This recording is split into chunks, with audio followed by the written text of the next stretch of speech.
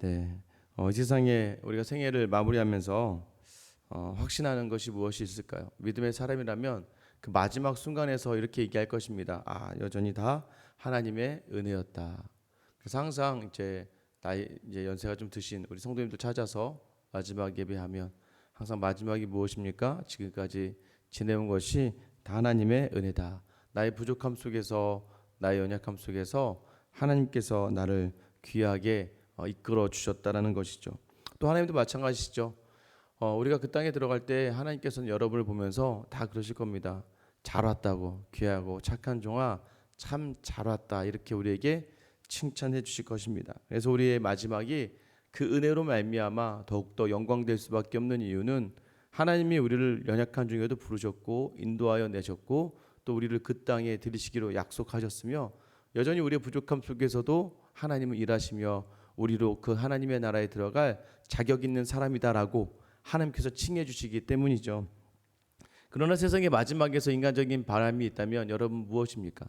저는 이제 개인적으로는 항상 이런 생각을 했습니다. 내가 이 세상을 끝날 때 누구한테 인정받는 이야기를 들으면 좋을까? 우리 모두가 다 이야기하죠. 그럼 무엇입니까?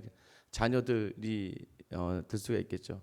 마지막 내 자녀들이 저를 보면서 아버지가 참 목사로서 그리고 우리 아버지로서 참 신앙의 본보기였고 또 아버지가 정말 삶이 존경스럽고 아버지 때문에 행복했다라는 이 말을 듣는다면 그게 가장 저에게는 인정받는 인간적인 모습 아니겠습니까? 왜냐하면 저의 모든 것을 가장 잘 아는 그 가족이기 때문이죠. 여러분하고 저하고는 목사로 만나다 보니까 저의 뭐 적나라한 모습들이 다 드러나지 않지만 사실 이제 가족 아이들을 보다 보면 특히 아내나 자녀들은 제가 어떠한 사람인지를 제대로 알잖아요. 그러니까 우리가 이제 인간이 마지막 끝선에서 자녀들에게 마지막 보여줄 수 있는 그들에게 어떤 말을 들었을 때 가장 행복할까? 어렸을 적에는 그런 생각을 하죠. 이제 자라면서 아마 이런 이야기를 하게 되는 것도 무엇일까요? 어렸을 적에는 우리 부모님을 바라보면서 왜 아버지는 저렇게 하셨지? 왜 어머니는 저렇게 하실까라고 하면서 나는 저러지 말아야지 하다 보니까 나는 끝에서 내 자녀들에게 아빠는 정말 존경스러워, 아빠는 정말 최고예요 라는 이 말을 듣고 싶다고 이야기하는 건 무엇일까요? 그때는 그것이 그렇지 않는 그런 마음이 있었기 때문인데요. 참 하나님이 일하시는 방법이 놀라운 거죠. 무엇입니까? 제가 그냥 자라나면서 성장하면서 또 저도 결혼을 하고 아이들을 키우면서 아버지 어머니가 그냥 제게 하신 일들은 참 전부 좋은 일들이었고 선한 일들이었고 지금도 제게 모든 것을 주셨다라는 그런 고백을 아직 인생이 끝나지 않았는데도 불구하고 그저 감사한 마음을 가지게 되더라고요. 그러니까 하나님이 하시는 일이 놀랍지 않습니까? 하나님께 최선을 다하고 충성을 다했던 그 삶을 하나님께서 외면하지 않으시고 저도 마찬가지죠. 예전에는 왜 아버지는 저러실까? 왜 어머니는 저러실까 하는 부분들이 없지 않아 있었는데 근데 시간이 흐르면서 그 아버지가 바라보았던 하나님, 그 어머니가 바라보고 신뢰했던 하나님, 그래서 지금 제 인생에서 가장 부모님에게 의해서 받은 큰 선물은 바로 믿음의 자리, 믿음의 유산이라는 고백이 나오게 되는 것. 그래서 하나님이요 실수하지 않으시고 하나님이 실패가 없으신 분이라는 것은 오늘도 여전히 부족함 속에 있는 우리의 믿음인데 믿음의 자리에 있음에도 여전히 부족한데도 불구하고 하나님은 여러분의 인생의 그 모든 것들을 반드시 선하게 이끌어 주시는 우리 아버지가 되신다는 거예요. 여러분이 이 하나님을 믿으시면서 여전히 부족해요. 그러나 그 하나님께 집중하면 집중할수록 내가 자녀들을 바꾸려고 하는 것이 아니라 하나님께서 그 자녀를 변화시키시고 그 자녀에게 내 믿음을 유산으로 주시고 그 믿음이 그 자녀들에게 이 땅을 바라보면서 감사가 넘치게 된 삶을 살게 하실 줄 믿으시기 바랍니다. 여러분 오늘 20절 시작할 때 어떻게 시작합니까? 후일에 내 아들이 내게 묻기를 이렇게 시작합니다. 모세를 통해서 하나님은요 이스라엘 백성에게 이야기하는데요. 가나안 땅에 들어가서 살다 보면 반드시 너희 자녀들이 너희에게 물을 것이다 라는 거예요. 무엇을 물어봅니까? 아니 도대체 하나님이 말씀하시는 그 말씀의 의미가 뭐예요? 그 말씀은 도대체 뭐예요? 우리에게 무슨 말을 하고 싶으신 거예요? 라고 여러분에게 그 믿음의 가나안 땅에 들어가는 그 부모 세대에게 물어볼 거라는 거죠.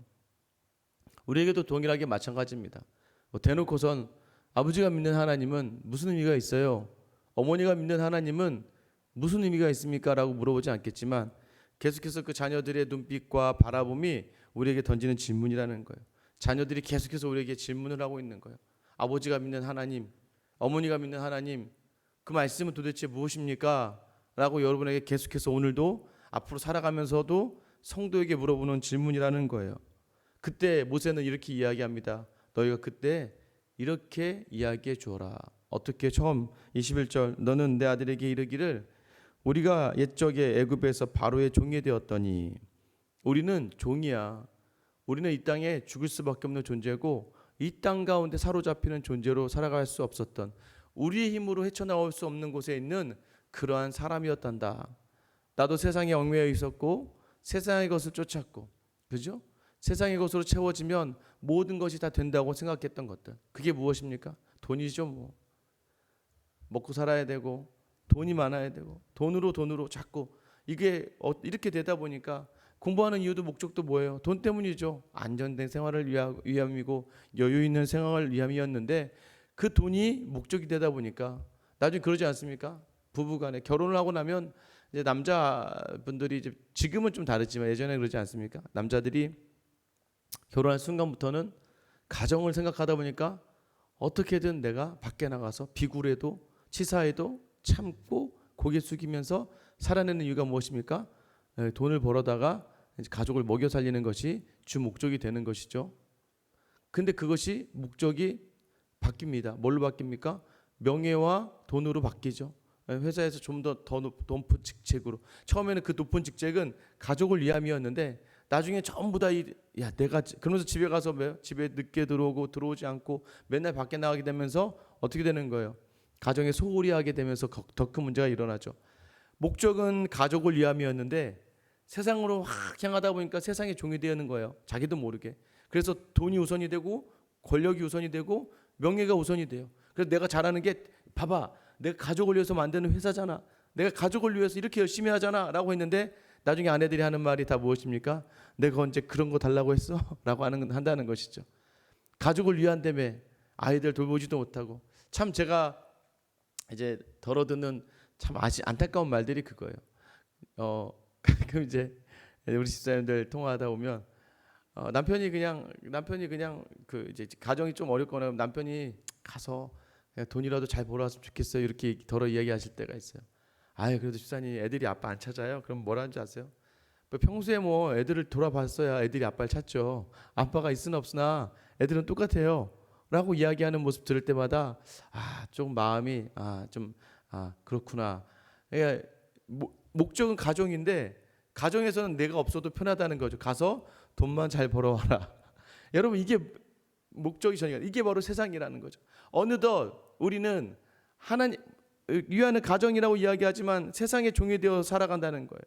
세상의 종이 되어 좀만 기다려봐, 이것만 하면 너 더 행복하게 해줄 수 있다니까 라고 남기면서 자녀들에게 돈을 남겨주려고 작정하다 보면 자녀들이 뭘 잃어버립니까? 참된 가족을 잃어버리죠. 참다운 자기 삶 가운데 대화를 나눌 그런 사람들을 잃어버리게 되는 것이죠. 그래서 이야기해 주는 거래요. 애굽의 종 되었던 우리였다. 그곳에서 나중에는 편안하고 여유 있는 줄 알았는데 애굽에서 종이 되어 부르짖으며 힘들어하고 안타까워했던, 어쩔 수 없이 죽을 수밖에 없는 그 종의 삶을 살아가는, 세상의 종으로 살아갈 수밖에 없는 우리였다라고 해서 나 자신을 이야기하고, 두 번째는 무엇입니까? 여호와께서 권능의 손으로 우리를 애굽에서 인도하여 내셨다. 그런 우리를 여호와께서 권능의 손으로 이끌어 내셨다라는 것을 이야기해 주시느라는 거예요. 하나님께서 권능의 손으로 우리 이스라엘을 이끌어 주셨어. 어떻게요? 22절, 우리 22절 같이 한번 읽어볼게요. 시작. 그리고 두려운 이적과 기사를 애굽과 바로와 온 집에 베푸시고, 그 권능의 손이 우리를 인도하셨는데 어떻게 크고 두려운 이적과 기적과 애굽과 바로 온 집에 그 이적과 기적을 베풀었다는 것이죠. 뭐예요? 세상의 종 되었던 우리를 기억하셔서 그 세상의 원수를 갚아주신다는 거예요. 하나님께서 그렇게 갚아주시며 우리를 불러내셨다는 거예요. 여러분, 우리가 그러한 사람, 하나님의 강한 권능의 손으로 이끌림 받은 사람이라는 거예요. 왜요? 왜 그렇습니까? 23절이죠. 우리 조상들에게 맹세하신 땅을 우리에게 주어 들어가게 하시려고 우리를 거기서 인도하여 내시고, 아브라함과 이삭과 야곱에게 내가 약속했다는 거예요. 오늘 우리를 부르신 이유는 뭐예요? 창세전에부터 택했다라는 표현이 뭡니까? 그 약속이 우리 믿음 있는 우리에게도 연결되어진다는 것이죠. 내가 너희를 택하였고 내가 너희 이끌어낼 것을 창세전부터 작정하셔서 우리를 불러내신 하나님께서는 우리를 통해서 세상의 것을 이기게 하신 거예요. 세상을 이기게 하고 세상을 넘어서게 하며 세상보다 더 크신 하나님을 경험하게 하셔서 우리로 하나님을 향하여 오고 또 하나님이 바라보게 하시는 그 땅으로 들어가게 하신다는 거예요. 그렇게 하나님께서 맹세하셨기 때문에 우리를 불러주셨고, 또 하나는 24절에 여호와께서 우리에게 이 모든 규례를 지키라 명하셨다. 너희를 이 가나안 땅으로 부르기로 약속하셨고 가나안 땅에 들어가서 너희가 말씀대로 살게 하려고 하나님께서 이 일을 행하시면서 불러내셨다는 거예요. 이 명령을 통해서 우리가 무엇을 생각할 수 있다는 거예요? 자녀들에게 24번 하반절에 이는 우리가 우리 하나님 여호와를 경외하여 항상 복을 누리게 하기 위하심이며 또 여호와께서 우리를 오늘과 같이 살게 하려 하심이라. 우리를 약속대로 이끌어내시고 우리로 말씀대로 살아가게 하시는 이유는 우리에게 복을 주시기 위함이고, 또 하나는 무엇입니까? 오늘처럼 살게. 그러니까 오늘 우리가 살지 않았냐? 광야 가운데에서도 살아내어 가나안 땅 앞에 서지 않았냐? 어떠한 상황 속에서도 우리를 살려내신 하나님을 경험하지 않았냐? 죽겠다가 아니에요. 야, 이래서 죽겠다 저래 죽겠다가 아니라 살겠다 하는 마음을 하나님께서 우리에게 불어넣어 주시려고 오늘 우리에게 말씀을 주시며 하나님과 동행하게 하신다는 거예요. 그래서 그것이 무엇입니까? 죄인인 우리를 마지막에 의롭다 하시기 위한 거예요. 25절 말씀 같이 한번 읽어볼게요. 시작. 우리가 그 명령하신 대로 이 모든 명령을 우리 하나님 여호와 앞에서 삼가 지키면 그것이 곧 우리의 의로움이니라 할지니라. 너희는 원래 죄인이야. 너희는 원래 이 땅을 살아가면 죽을 수밖에 없는데 우리가 말씀을 지키는 것, 그 열매를 보면서 뭘 할 수 있다는 거예요? 네가 의롭다라는 것을 인칭받는 그런 가정 속으로 인도하기 위해 불러주신, 이게 결국 뭐예요? 구약에 담겨져 있는 이 신칭이 오직 은혜로 주시는 믿음으로 말미암아 구원을 받는 교리가 여기에 담겨 있는 것이죠. 그러니까 우리의 우리됨이 우리의 능력과 우리의 힘이 아니라 하나님의 은혜로 하나님이 이끄셔서 내가 너희로 이 말씀을 따르게 하는 건 그 말씀을 지켜나갈 때 반드시 복을 줄 것이고 그 말씀을 지킨다는 것으로 너희가 옳다 칭함을 받는다는 거예요. 나 인생 잘 살았어? 내 인생 어떻게 산 건가? 부족하고 연약한 부분이 많지만 너의 인생이 맞다라는 것을 자녀들에게 이야기해 주라는 거예요. 원래 우리는 틀린 존재라는 거예요. 틀렸다. 우리 원래 잘못된 존재라는 거예요. 여러분 무엇 때문에요? 죄 때문에. 죄라는 단어는 하마르티아라는 단어예요. 하마르티아라는 의미는 관역에서 벗어나다라는 의미가 있어요. 그러니까 너희는 이 관역에서 올바로 가야 될 길에서 벗어난 존재들이다라는 거예요. 그 벗어난 존재들인데도 불구하고 우리를 하나님이 은혜로 이끌어 주셔서 옳은 존재, 다시 관역으로 향하는 존재로 만들어 주셨다는 거예요. 이것이 오직 하나님의 은혜다. 이것을 이야기하라는 거예요. 이것을 이야기하라는 거예요. 그 이야기를 할 때 어떻게 됩니까? 여전히 죽을 때까지 우리는 부족할 겁니다. 여러분 돌아가시는 그 순간까지 우리는 계속해서 하나님 앞에 보기에 부끄러운 존재일 수밖에 없지만 하나님이 옳다 하신다는 거예요. 그 믿음대로 말씀대로 몸부림치며 온전하게 다 지켜낼 수는 없지만 그 자리에 서 있는 그 순간의 말씀의 묵상과 순종했던 모든 자리들을 하나님이 기억하셔서 의롭다라고 이야기하시면서 자녀들에게 인생의 신앙의 답을 주게 된다라는 것을 이야기하는 것이죠. 저도 지금 이제 이 말씀을 준비하다가 곰곰이 묵상을 해봤어요. 그랬던 것 같아요. 사실 뭐 어렸을 때 뭘 알겠습니까? 어제 아이들을 이제 월요일 제가 좀 쉬는 날이기도 해서 그렇지만 이제 아이들이 신발이 다 해져가지고 이제 신발을 사주러 갔는데 신발 딱 사주면서 느꼈어요. 제가 아이들한테 계속 했던 말이 뭐냐면, 야, 너네는 부모 정말 잘 만났다 하면서 아이들한테, 야, 무슨 이런 메이커 신발을 신고, 야, 아빠는 예전에 이런 거 없었다. 맨날 할머니가 시장에 가서 5천 원짜리, 만 원짜리, 뭐 3천 원짜리 그냥 사다 주면 사다 준 대로 신고 다니고, 중학교 고등학교 그 예민할 때 어떤 아이들 막 나이키 신고 막 이런 거 막 아디다스 이런 거 신고 다닐 때 어디 상한 뭐 상표도 없는 구두 같은 거 어머니가 어디서 사다 가지고 오시면 그거 사가지고 그거 신고 다녔는데, 야, 그리고 거기서 또 뭐 먹고 싶냐고 그랬더니 초밥을 먹고 싶다 그래서 제가 가서 또, 야, 니네는, 제가 어제 옛날 얘기하면서 니네는 부모 정말 잘 만났다야 하면서 계속 얘기했더니, 아, 애들은 어떨까, 말한 거 다시 하지 못 듣는 등 마는 등, 뭐 당연히 신발은 사줘야 되는 거고 당연히 뭐 맛있는 거 사줘야 되는 거고 라고 생각하는 거지만, 문득 그렇게 하면서, 야, 나는 예전에 이런 것들을 못 누렸었는데, 나는 예전에 이런 것들이 없었는데 라고 생각하다가, 그럼에도 불구하고 마지막 말씀을 준비하면서 이런 생각이 들었어요. 야, 그래도 내가 다 얻었구나라는 것을 알게 되었습니다. 왜 그럴까요? 믿음의 자리가 주는 유익이 바로 이것이기 때문입니다. 교회만 알고 계셨던 부모님, 저희 부모님 정말 교회만 사랑했어요. 정말 교회만 있었어요. 답답할 정도로, 어린 제가 볼 때는 답답하고 정말 무식할 정도로, 어쩜 저럴까, 왜 자녀들을 돌아보지 않을까 생각해보면, 뭐 저도 지금 자녀를 잘 돌아보진 않지만 왜 저러실까라는 마음이 있었는데, 그래도 시간이 지난 다음에 보니까 부모님이 못해준 게 하나도 없더라고요.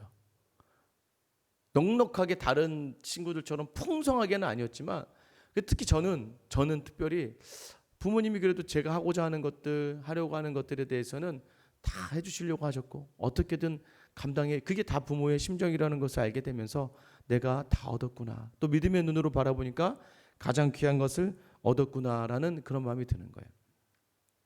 이제 사실은 이제 다음 주가 이제 유임식 아닙니까? 토요일 날 유임식이죠. 처음에 유임식을 하는 것 때문에 좀 고민이 되는 거예요. 야, 이거 어떡하나? 이거 뭐 행사가 너무 커지니까 교회 이게 행사가, 사실 또 임직 받는 분들도 그렇고 서로 간에 교회 안에 부담을 서로 가지고 싶지는 않고, 근데 이제 하다 보면 외부에서 강사분들도 목사님들도 모셔야 되고 선물도 드려야 되고 또 사실 식사도 대접해야 되고 하다 보면, 저는 사실 우리 교회 예산에서 이게 가능할래나라는 생각이 좀 들어요. 그러니까 이 얘기를 못 하죠. 그러다 문득 이제 어떻게 하다 저희 어머니랑 통화를 하게 되었던 거죠. 그러니까 어머니가 그때부터 이제 기도를 계속 한 거죠.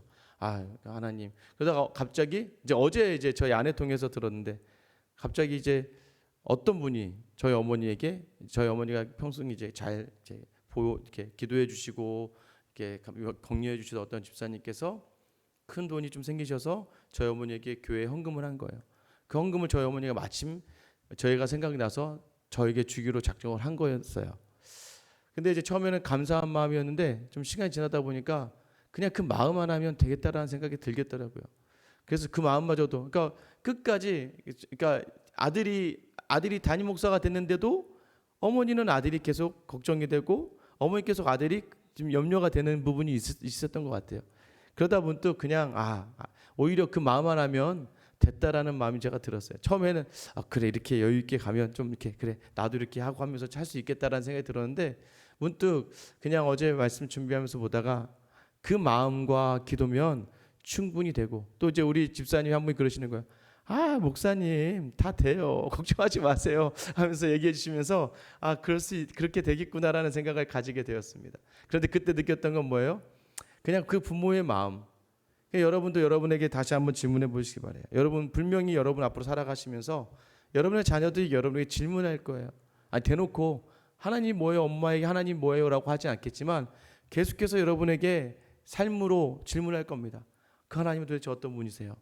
그 하나님이 도대체 어떤 분이신데요? 라고 할 때, 오늘 후일에 여러분의 자녀들이 묻거든, 여러분 최소한 하나님, 얘들아, 하나님이 복이셔, 하나님이 전부야, 하나님이면 되는 거야 라고 이렇게 이야기할 수 있는 그 믿음의 자리를 모세가 이야기하는 거. 처음에 뭘 기억하라는 거야?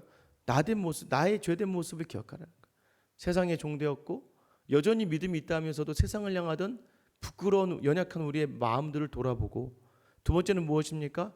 그 가운데 나를 이끄신 하나님의 그 섭리를 바라보며, 이것이 바로 내 인생의 가장 중요한 하나님이시고, 그래서 내가 그 하나님의 말씀을 듣고 순종할 때 하나님 언제나 나를 포기하지 않으시고 복 주셨어 라고 이야기하고, 여전히 세상의 것으로는 다 채워지지 않아서 부족하지만 그러나 이 세상에 부족한 모든 것을 채우신 그 하나님을 고백할 수 있는 신앙. 여러분, 그래서 저는 여전히 목회에 있어서 제가 다른 건 몰라요. 인간적인 부분이 많이 있어서 사실 연약하고 부족한 게 너무나 많습니다만은 저는 목회에 있어서 가장 확실한 하나는 제가 어제에서 이제 말씀을 준비하다 그런 다짐하게 되는 것 같아요. 저 어머니한테 이제 문자를 그 주중에 보내면서 어머님, 부모님에게 부끄럽지 않은 목사가 되도록 하겠습니다라는 그 문자 하나를 보내드렸던 것 같아요. 그리고 전 또 하나 더 달죠.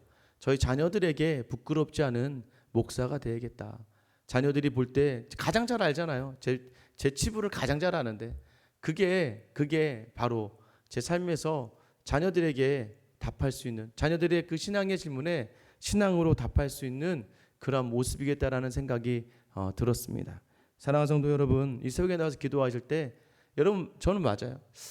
참 생각 같아서는 여러분의 모든 기도의 제목이 다 들어져서 정말 놀라운 이적과 기적이 일어나고 생각하지 못했던 일들이 경험되어져서 정말 그 일들 통해서 하나님 영광 돌리셨으면 좋겠어요. 여러분의 그런 경험이 있었으면 좋겠어요. 그런데 그러지 않은 일들이 있을 수가 있다는 거예요. 그러지 않은 일들이 있을 수 있죠. 저희 아버지가 지금처럼 계속해서 여유 있지 않아서 아들 뭘 좀 도와주려고 하고 해도 잘 안 되고 힘들고 어려운 그 상황 속에서 그렇게 있고 싶으셨겠습니까마는 그럼에도 불구하고 저에게는 가장 귀한 아버지가 되시고 저에게 가장 귀한 믿음을 선물해 주셨고 제 인생에서 항상 제가 놓지 못할, 아직 표현하기는 서투르긴 하지만 계속해서 제가 감사하고 존경하고 사랑하는 아버지이고 또 그 사랑하는 어머니인 것처럼 하나님께서 여러분의 그 부족한 인생 속에서도 또 세상의 것으로 많이 채워지지 않는다 할지라도 여러분의 자녀들에게 여러분을 통하여 믿음의 고백을 하고 하나님이 그 자녀의 주인 되어주시는 귀한 복, 그 복이 오늘 여러분에게 결단 가운데 있게 되길 예수님의 이름으로 축원합니다. 이 시간 같이 한번 기도하실게요. 자녀들이 여러분에게 물으실 것입니다. 아버지, 어머니, 하나님이 어떤 분이십니까? 하나님의 말씀이 어머니, 아버지에게는 어떤 의미였습니까? 그런 믿음의 고백에, 믿음의 질문에 저는 여러분들이 삶으로 답할 수 있었으면 좋겠어요. 특별히 어떤 삶이냐면 내 모든 것 다 주님의 것이야. 그리고 내 모든 복이 다 주님의 것이고 내 가장 큰 복이 주님과 함께함이야. 이 복이 너에게도 있기를 축복한다. 믿음의 선배들이 마지막에 자녀들에게 그 믿음을 선물로 유산으로 남겼던 것처럼 세상의 것이 다 채워져서 자녀들이 풍성하게 주면 좋겠지만 우리 하나님은 우리의 연약함 속에서 일하시는 분이세요. 오늘 시간 주님, 여전히 부족하고 여전히 연약하고 여전히 거칠고 여전히 하나님 실족하지만 그래도 오늘 이 말씀 붙들고 다시 한번 다짐해 봅니다.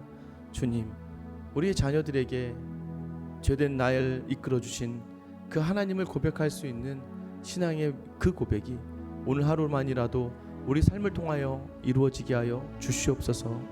특별히 우리 생수양교회가 그런 교회가 되길 소망해요. 주님이 오신 그날까지 믿음의 후배들에게 믿음의 답을 삶으로 하는 교회, 믿음의 삶을 선신으로 하는 교회, 그런 교회가 되게 해달라고 여러분 기도하셨으면 좋겠습니다. 코로나 사태가 이어지고 있어요. 계속해서 교회 이야기입니다. 그러다 보니까 예배도 어렵고 또 모임도 어렵고 또 여러 가지 힘든 부분들이 있지만 그래도 하나님께서 이 시간 하나님께서 긍휼로 이끌어주시고 은혜로 채워달라고 여러분 기도해 주셨으면 좋겠습니다. 우리 또 정혜서 선교사님 이제 이번 주부터 우리 교회 사역을 하시는데요. 오늘 아마 잠비아 선교사님을 만난다고 제가 들었어요. 이제 잠비아 쪽에 은퇴하셔야 될 선교사님이신데 이제 그 은퇴의 자리를 감당할 그 후임을 찾지 못하다가 이제 이 선교사님과 함께 만남을 가지는데 그 과정이 잘 되면 아마 내년에 잠비아로 향하실 것 같은데 이 과정 가운데 어떻게 되든 하나님의 선한 방향으로 인도하여 내시고 또 우리 교회 사역 가운데 하나님이 큰 은혜로 이끌어달라고 기도해 주시고요. 내일이 월삭입니다. 저는 내일 이 자리에 있지 못하지만 우리 특별히 우리가 협력하고 기도하는 미얀마에서 수고하시는 김기욱 선교사님께서 오셔서 말씀 전해주시는데 참 그 미얀마 선교를 통해 선교사로 나아가는 과정 속에서 하나님 어떤 은혜를 주시고 또 우리에게 주신 메시지를 통하여 하나님 우리에게 하신 말씀을 우리가 기대할 수 있는 그런 우리 생수양교회 되게 해달라고 오늘 시간 나와 또 이 나라와 민족과 교회와 또 우리 정혜선 선교사님 위해서 우리 주님 이름만 부르며 기도하며 나아가겠습니다. 주여